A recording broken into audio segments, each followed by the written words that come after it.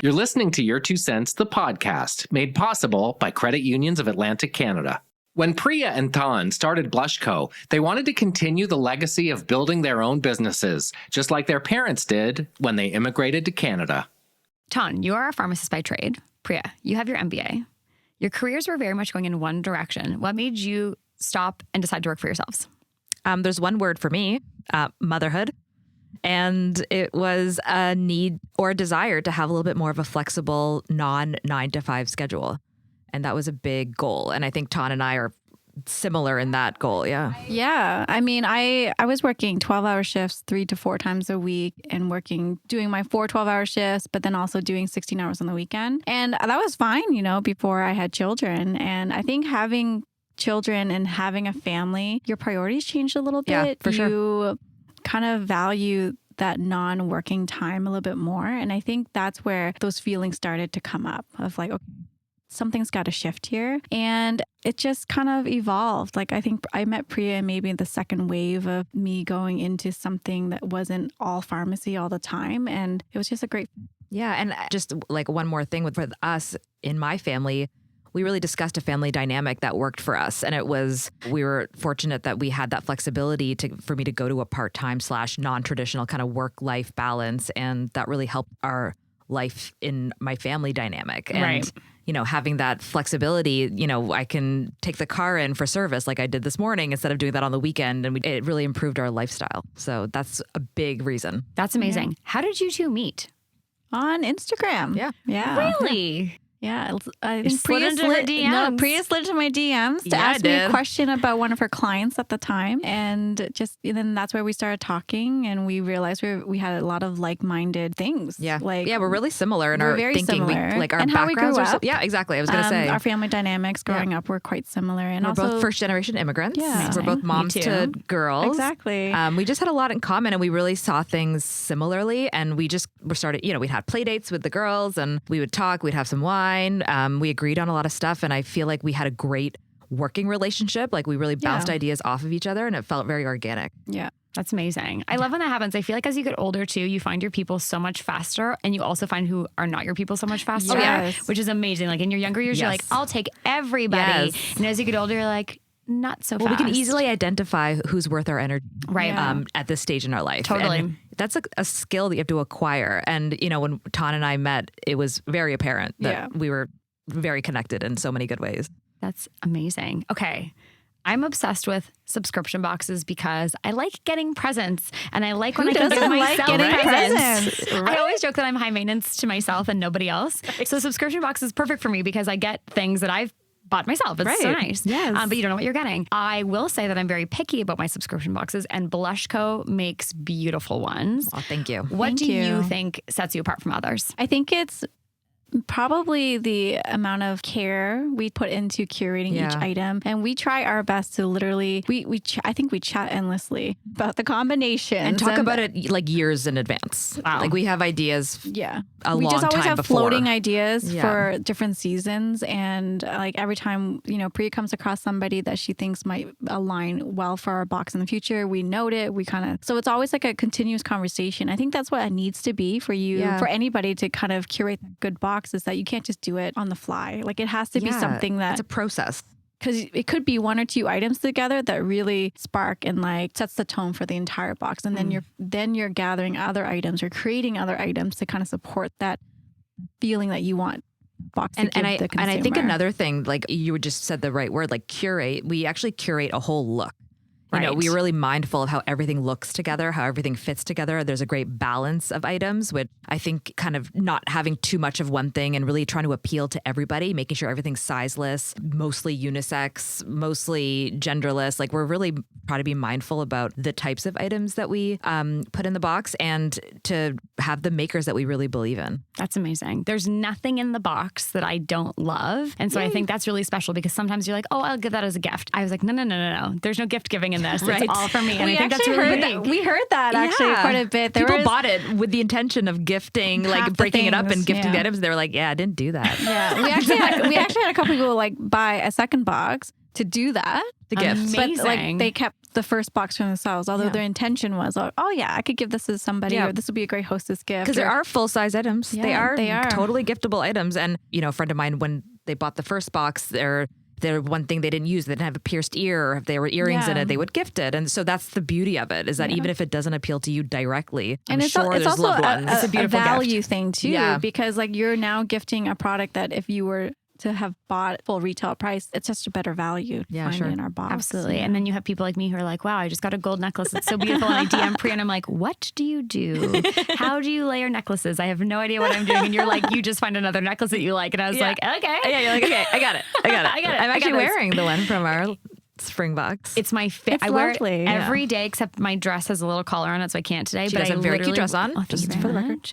I love that necklace. I think it's like the most timeless, beautiful. And that's the thing. It's like a beautiful piece of jewelry. Right. It is not costume jewelry. It's like a beautiful handmade thing. It's gorgeous. I love it. We're so glad.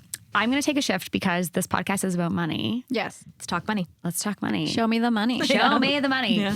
Priya, yes. How much did you know about money before you started your business? Okay, well, actually, full disclosure, because I've worked in finance. I worked in the corporate world for about 10 years before I went on maternity leave and then came back into the world and kind of shifted gears. But yeah, I worked in finance, so I wasn't unfamiliar. It's something that I'm pretty comfortable with. Math is my friend, which has worked well for us because I tend to do all the sort of financial stuff in our current business. So, and I like it. I'm a math person. Amazing. I like numbers. So it works for us. So I wouldn't say that I knew the ins and outs of what was required to start a business, but I definitely am comfortable kind of managing the money situation in our current business. That's amazing because math is not my friend. I scrape by. I try and do what I can. So you're coming at it that way. Did you feel like you were equipped to know what to do to finance a new business? Oh, hell no. Okay. Yeah. There we go. No. But that's why we went to see our business advisor. Right. Exactly. And that was our first meeting. That was our first meeting. Pretty much like the second step after deciding that we wanted to move ahead with this business. It's like, okay, so let's go talk to somebody who actually can tell us if this is a good idea or if this is like feasible or this makes sense. And going to see somebody who kind of already has the knowledge of other businesses that are running currently and knows the market a little bit better. He was able to give us a lot of great insights just in one meeting. And even the documents that we had to provide to get the financing really helped us identify what stronger parts of our businesses are and what weaker parts and what we need, because that's why we have this two-sided business. Is one was we knew the margins weren't great, so we had to like support it by this other side of the branding and marketing, and that we really identified that when we needed to have those documents prepared for him to give us some money. Yeah. So that was very helpful. That exercise was helpful. I hate the word projections because it's like, I got to sit there with like a spreadsheet. And we had to do that. But you know, it's necessary because you need to be realistic about what your finances might look like. It could be great, it could be not great, or it could be terrible. Yeah. And I think those are some things that you need to know right off the bat before you jump in. Yep. When you were on Your 2 Cents, the show, you talked about that you went there and you knew how much money you needed. So how did you figure that number out? We knew how much money we needed for the first launch. Yeah. Okay. And we just kind of used that as a guide for our subsequent launches. And we were kind of bang on, which was kind of lucky. It was simple math. It was, cost of goods. And we had an idea of how much we would want to sell our boxes for, and we just kind of did some simple multiplication. But what happened was we got a loan, like a line of credit, and we used that, but we would pay it back. Like right now we have $0 on our line of credit, which we're very excited about. That's a great place to be. But, it wasn't the case starting. We had to start a website. So there was other things that came about that we didn't really anticipate. But luckily we had some clients also come in. So we were able to offset those initial startup costs. Absolutely. And I also think that when we talk about like pre-planning and like making those spreadsheets and like building out a business plan to present it to somebody, that's also the moment where you had to kind of know what your potential upfront costs are. Yeah. But then you kind of take the extra step, and like Priya and I sat down and we projected out, well, if we sell the box for this much and our margins are this much, and if we sell this many boxes, potentially we'll have this much. And then great. If everything goes to shit. Well, yeah. I'm not even sure if I can say that. Can I say that? Sure, go ahead. If everything went to shit, then it's not terrible. Like we can come back from that. Or it wasn't like an unreasonable scenario. And I think that's also something you kind of have to a little bit think, what is the worst case scenario? Absolutely. I mean, when we got our financing was private. Like we didn't have any equity. Like we didn't have investors. Right. We are a partnership. So there's 50-50 and we had to put our own information as part of our financing for our business, right? Which is very typical actually. And that's something that we didn't really talk about or consider, but we were more than willing to do it. Our partners are super supportive of us and we were okay to do that. But that was also, we're taking on this ourselves in our personal life. So, that's something that people don't maybe think about either. Like when you have a private business like this where there aren't investors and you're not asking for private equity, then you have to kind of pony up like your info and your home and all these things. So we did that. That's really amazing. It's really interesting because I own my own business as well too. And it's so hard to know how to define your value, especially on the marketing and branding side of things. Yes. There's not a tangible box that you can work backwards and say, what do I need to make? Right. And I think that's it was one of the hardest things I had at the beginning was, okay, here I am. I've got all of this amazing experience. Yep. People are going to hire me to do branding and like marketing consulting. And I was effectively like a marketing director for hire. Right. And I didn't know how much to charge people. Sure. And so my simple math was like, okay, what did I used to make in the corporate world? Yep. Factor in all of that, work backwards to say, how much do I need to live? And if it doesn't hit this mark, then I can't accept that opportunity. Yeah. Right. And so then as I, got more and more clients, I was able to increase my rate. Yep. But I didn't know what to charge at first. Well, we had and the same. Awful. We had the same exact thing. And actually, we've been open, or our business has been in existence for about a year now. So it's only been a year. Yeah. But we have things have changed. We've learned a lot about how to value ourselves, and I think that's something that it's not always second nature to know how much to value your time. Because a lot of our branding and marketing stuff is our time and our knowledge and our experience, and it's sometimes I think people tend to undervalue themselves, and we certainly did at the beginning. It's the easiest thing to do, and I think we all need to shake each other and remind ourselves how much we're worth, because I think it's so important to also define that boundary. Like if someone's not willing to pay what your value is, then they're not the right partner for you at the time. And that's not a bad thing in either direction. It just might not be the right fit. And so, there's always going to be the thing that you're like, you know what, I'm going to do this because I want to, but it should be your choice versus you feeling like you are settling for something. And so I think there's a lot of people, especially women, especially female entrepreneurs, who don't know how to do that. And I actually don't know what the magical answer is, but I do think it's case by case. I think it's like whatever you need to survive in this world, do that. That's what you have to demand. No one else is going to pay you that unless you demand it. Absolutely. Yeah. And you have to find that value in yourself and your time before somebody else is going to be able to do that. Do you know what I mean? So there is a moment of you kind of have to be your own cheerleader, and it's so hard to do. It's so hard to sit there and be like, you are valuable. Like your experiences are unique and they're valuable. And because of your experiences and your education and your knowledge and the time you put into X area, that creates a pool of information and advice and consult that somebody else doesn't have. Absolutely. And I think people forget that. I've been guilty of, they're hiring me in this moment right now, not everything that led there. And that really is where the value comes in. That's why people with experience are valuable, because they've got experience. And so it's a really interesting thing for people to do. So I think whether you're starting a new career as a consultant or have a tangible product, like you guys have this dual stream. This was not even remotely the question I was going to ask you, but it's just such an interesting conversation. What I was going to say was, for my business personally, we have different revenue streams. And part of that has happened purely by accident. We've been given an opportunity. We've said yes to it and thought, what's the worst that can happen? We hate it or we love it or whatever. And so all of a sudden this business has all these different prongs and you're not leaning on one thing to be the be all end all. And so why is it important to you to have a diverse business? I think it's so important because I think it keeps you as a business owner on your toes, but it also ensures that you aren't putting all your eggs in one basket, especially as a new business. I think people coming out, you need to kind of think, okay, what is the worst case scenario? Let's say this mug that I'm creating. What if everybody hates it?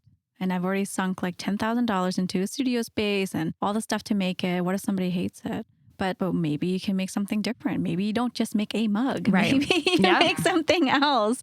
You have to have ideas. And yeah, totally. And I think we have a new kind of offering that just came super organically from an actual blushco client of ours who has purchased our lifestyle box and our exclusive box. And she's really loved our product. And she reached out to us because she does the fundraising for a big company locally. And they needed a participant gift for a fundraiser event in our community. And we ended up doing this custom corporate gift box, which was really fun. It was a really fun project because it was a little bit, it was less different. It was less scary than a lifestyle box. The stakes for us are a lot lower. We have the financial backing up front instead of having to sell an item. Yeah. We got approval for the items from them. So we didn't have this like putting our souls out there and hoping people like it, which is what we do with our lifestyle box. So that's scary. You know, it's very vulnerable. So this was like a really great project for us. It like scratched that creative itch and we didn't really think about it. Someone came to us and we had not considered it. So we felt really lucky to have the opportunity to do it. And now I think it'll be part of our business. Yeah. Which is really cool. It's so smart. So this is a brand new thing. Yeah. At the time of this coming out, it's going to be a thing for a little while now, and I hope it's just absolutely crushing. But it's basically we can come to you and curate boxes for guests who are coming. So can you elaborate on that a little bit for people if they're learning about it for the first time? Yeah, sure. Yeah, so basically like we offer the lifestyle boxes that come out like for a season. So like we curate those items for a season and you don't really get a say, right?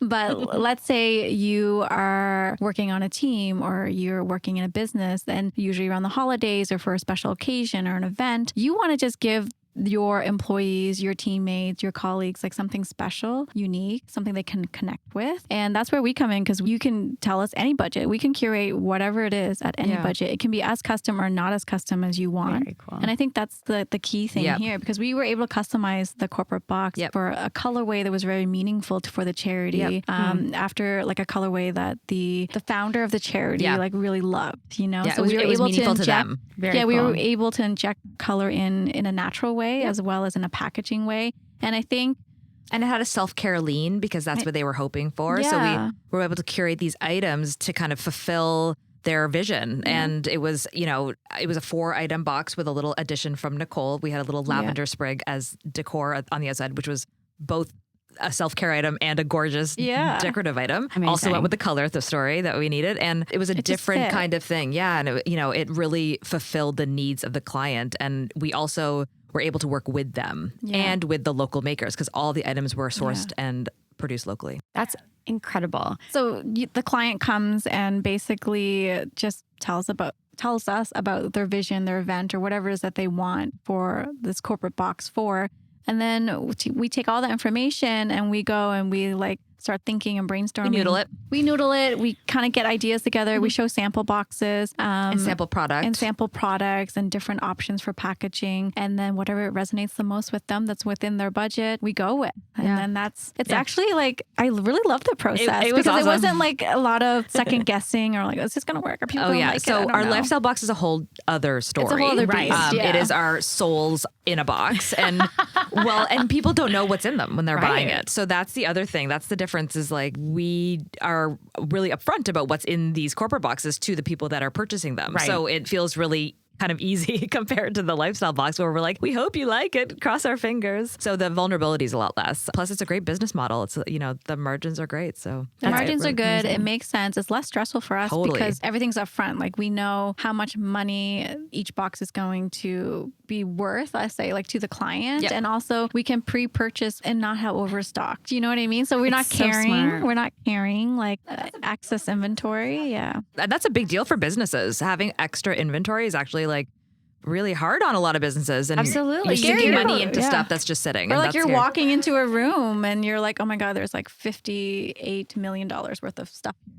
Yeah. And it's still here in front of me. That's daunting. But we recognize that our business and our business model is kind of unique in the sense that like we didn't need a lot of upfront costs. Right. Technically, we aren't brick and mortar. We kind of control the flow of inventory. We have everything in our homes, basically Tan's home. Amazing. Her backyard is, or her basement and backyard. Backyard My is the shooting. Turns into like basement some is kind production. of weird like floor production thing. And we're all just like sprawled. Like my kids play. Yeah, they're like in the boxes. Amazing. It's a family business. I love Husband's it. building. Work from home. Hashtag work from home. Hashtag work from home. The real work from home. Right. From saving for your golden years to saving for a rainy day, having a plan for your money is key. Atlantic Credit Unions can help you figure out what future you is looking for. From TFSAs to RRSPs, Atlantic Credit Unions will help you plan for your financial future. It's so fascinating because I think people assume they need so much money to start a business. Yeah. And you really, in a lot of cases, don't. And I think flipping that model on its head, like I've had this conversation with people before to say, okay, if you want to have merch for your podcast, why don't you consider doing a pre-sale? And once you close your pre-sale, then you order what you need. Yep. And I think people can get creative with how they do that because you don't need to upfront everything. And maybe that price per item is a little bit higher. But if your fan base is willing to pay a couple bucks more for your safety net, I think it's such a smart thing to think about. What are the alternate ways to sort of finance things in quotes? Well, and that's actually how we do our boxes too. Like we put it for pre-sale and we have them ready a few weeks later so that we can split up our invoicing so that we don't have to be without money ever. Like it's just so smart. Yeah. There's a company called Shop Buru based out of the States. And it's this really wonderful woman who makes clothing out of sort of ends of fabric. And she did a collaboration with Brooklyn Decker recently and they designed a line and the line only had a pre-order. It stopped. Yep. You put your sizes in, your measurements. Every piece was made custom for the people. Wow. And they had no surplus inventory whatsoever. And they were also using scrap material. They probably got at a bargain. Exactly. Genius. So really like beautifully curated things with such a different business model in fashion, I think is such a cool sustainable. thing. And sustainable. When you think of sustainability, that's like, you know, when you inject that goal, it also changes your business model. And we're pretty mindful of that too. Yeah. But yeah, that's super cool. It's really cool. I love innovative thinking. Me too, because we need to be, otherwise we're all going to become stagnant and we just can't be. And there's too much going on in the world and we're trying to break through the noise. And I think that is really how it happens. Okay, so this is really interesting. I have this conversation with people a lot where they say like, never work with your friends or never work with your family. You two have such an obvious connection with each other. It is such a joy to be in the same room with both of you. Aw. What advice would you give to people? Stop. Blushing. I love it. You're blushco. You're blushing. But what advice would you give? Yeah, exactly. Blushco. Yeah. What advice would you give to people who are going to work with their friends? You know what's funny? So like Priya and I were friends. Yeah. But we weren't like best friends. Yeah. We didn't grow up together. We didn't grow up together. We met later in life. Yeah. And I would say we were like a couple levels up from acquaintances. Yeah. Right? Yeah. When we kind of formulated 100%. this idea to work together. And I think that's where it's kind of key. Is like spot. we had a meeting actually at the beginning of like, all right, so you realize this is like a marriage. Like I'm married to you now. If we sign these business papers, 50-50. It's 50-50. Yeah. You're going to be stuck with me until you die. I'm like, okay. No pressure. There is till death do us part written in the clause. No pressure. But the one thing is like Priya was very good at like pointing us the conversation in that direction immediately was like, we need to be, this is how I am.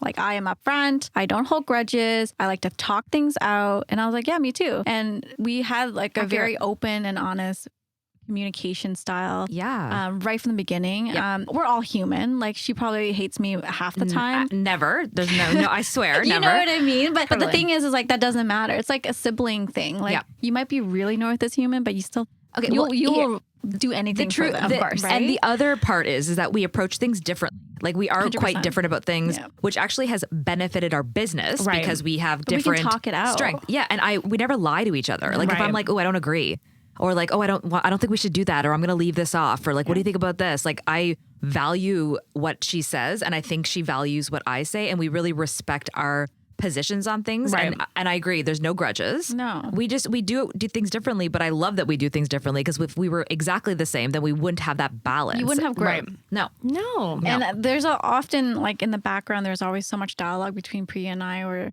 you know, we'll bring up ideas to We talk each other. every day. But you can like, tell. but you are. But the ideas aren't like they like. Oh yeah, for sure, I love it. She's like, oh, I don't know. I'm like, you know what? You're right. Let me think about that for a second. And then sometimes I come back like, you know what? I really think we should do it. I believe in then this. And I'm like, yeah, I do too. And she's like, okay, no, I can see that point. Yeah. But it's always like you need to have that respect for each other to have that back and forth and not be like weirded out that someone doesn't agree with you right away. Yep. And I think we're both strong women. We're both strong personalities and strong women. My feelings don't hurt. No, and say exactly. Like I'm not like, wah, my idea was bad. Like, I'm like, get over it. There's 100 million ideas. We're not without ideas. Yeah. Like, that is never a thing. Yeah. So I think like just having that balance is key. And we really have struck it. We're really lucky. And I think where we started, where we kind of, we had this idea sort of early on in our friendship. So we were like already in that business mode. Yeah, it was a year before we actually pulled the trigger. Oh, totally. Yeah, so you were growing a friendship and a business at the same time, effectively. Pretty much. Yep.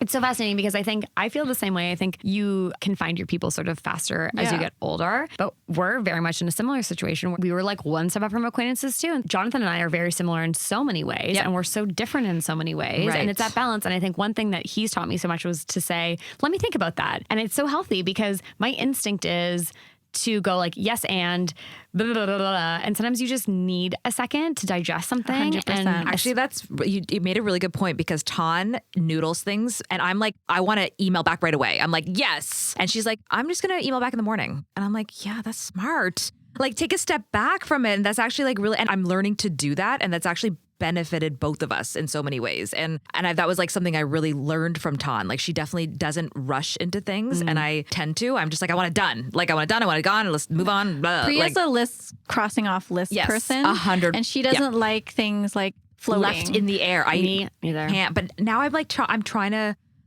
take, there's peace in those moments too. And there's value there. But on the other side of it, I have zero boundaries for myself.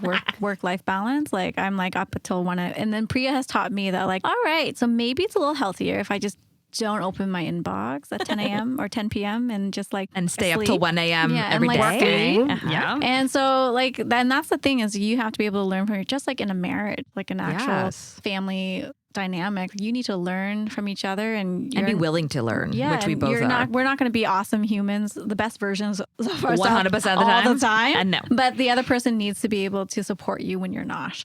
150%. I was having this conversation about love languages yesterday, and I feel like I didn't think that when I learned about them, I had to do a marriage prep course before I got married, and that's where I learned about them. Right. And I was like, my brain blew open because I was like, wait a minute. Have you read the book? It's amazing. Yeah. And I didn't know so much. It's incredible. And then I immediately at the time was working in big corporate marketing, had a team of people. And I was like, we are not all on this planet to be perfectly aligned with each other all the time. Exactly. And so the first thing I started doing with my team when I'd have a new hire or if we were having like a rough spot, I'd be like, well, what do you need right now? Do you need me to tell you you're doing a good job because you're someone who thrives on that? Or do you need me to do something for you? Or what is the thing? But I think that opens up communication in such a different way because we don't have to be scared of it's like this harsh, no, I don't agree with you. It's this balance of different perspective and different things that people need. And it kind of forces you to learn more about yourself and the other person at the same time. That's exactly what I was going to say. We approach things differently, but I respect her approach just as much as I would respect my own. So our love languages are very relevant right now because we have to be able to communicate with each other as if we're in a relationship because we are in a relationship. Like that is all relationships are relationships. Till death do us part, right? Yeah, that's right. Do us part. We signed a marriage contract, I think. Sole proprietorship. Exactly. Also known as a partnership. Yeah, exactly. Well, it's so funny because like in our case, and the same in yours, we're business partners. I own a separate business. So does Jonathan. We both have partners. He has a family. There is so much at stake all the time. Totally. And it's never lost on me that like there are other people in this. Yes. And so to be able to have that respect for his family and his time and for him to have the respect for my family and my time, it's such an important part of that puzzle. And I actually, for me, I think having someone that you care about as your friend, as your business partner is one of the most special things in the whole entire world because I care about his family in the same way that they would be mine. And I know that that respect is given in the other way as well, too. You have like more love in your universe, but you have to treat it in the same way and work as hard at it as you would your marriage. Like this is the person you are running your business with. And I always used to say like your coworkers are the people that you spend the most of your time with. Yeah, waking hours. So you have to do that when it's your own business. Like the stakes become infinitely higher. It is. And we do both have side projects and we do other things. We both have families. We both have husbands. We both have dogs. We both have children. So there's a lot of balls in the air for us. And I think, as women, as mothers, we're expected to kind of do it all. We have it all. Sometimes we can't have it all. on Instagram posted something last week. I was like, you haven't seen me in 3 months because I couldn't do it. Right. There was a lot going on. I couldn't show up, not because I don't care, not because we weren't working, not because, we weren't there present. I just could. This is the one thing that had to fall. Yep. It's about being vulnerable in that way too. We're not perfect. We're going to drop the balls. We're going to make mistakes. We're going to learn from them. We're going to do all these things. And I take pride in that. I think I'm always willing to learn and I don't feel badly about that. Yeah. But I think that if you weren't willing to learn, then you wouldn't grow as a person. Your business wouldn't grow. Sure. The ideas wouldn't come anymore. There wouldn't be anything new and exciting that would motivate you. Yeah, exactly. And I think like one of the things that we talked about really early on in our partnership was also, listen, there's going to be moments where I'm going to be like, I can't do anything for whatever reason. And you could have those moments, but like know that like I will be there. It doesn't matter. Like I will make it work.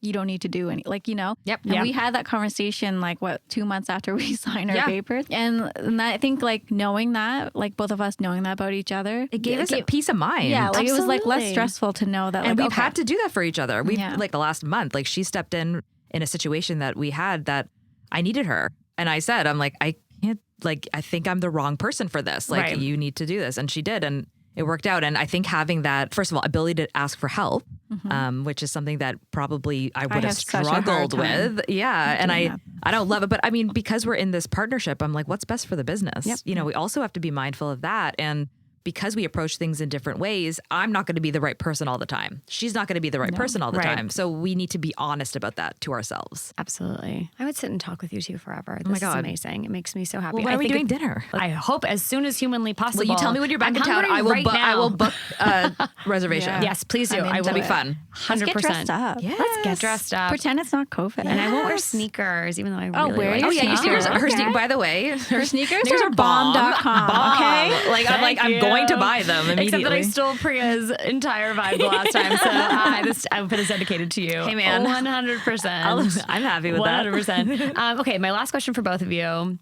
is, what is the best piece of advice you would give to someone who's looking to start their own business? To believe in themselves. I'm always doing so much, but sometimes I feel like I forget to remind myself that I'm pretty good at something, or like those ideas are good, or like my instincts and my gut. Own what's good. It's good. Yeah. And I think being your own cheerleader, like you have to be your own cheerleader first before you can start a business. Okay, my advice is two-pronged. One is... It's always two-pronged. It's always two-pronged. I have two things. Two prongs, always. Know your boundaries and be willing to adhere to them, and manage your expectations. And in a way that's realistic, but not low. I don't mean that by like, don't expect good things to happen. Expect really good things to happen, but expect that you have to work for them. And be prepared for not great things to happen. Yeah, and sometimes bad things really happen. And it's not like it's like smooth sailing at all times. For those bad things, you learn. So when you manage your expectations of, where this can go, what do I need to do to get there?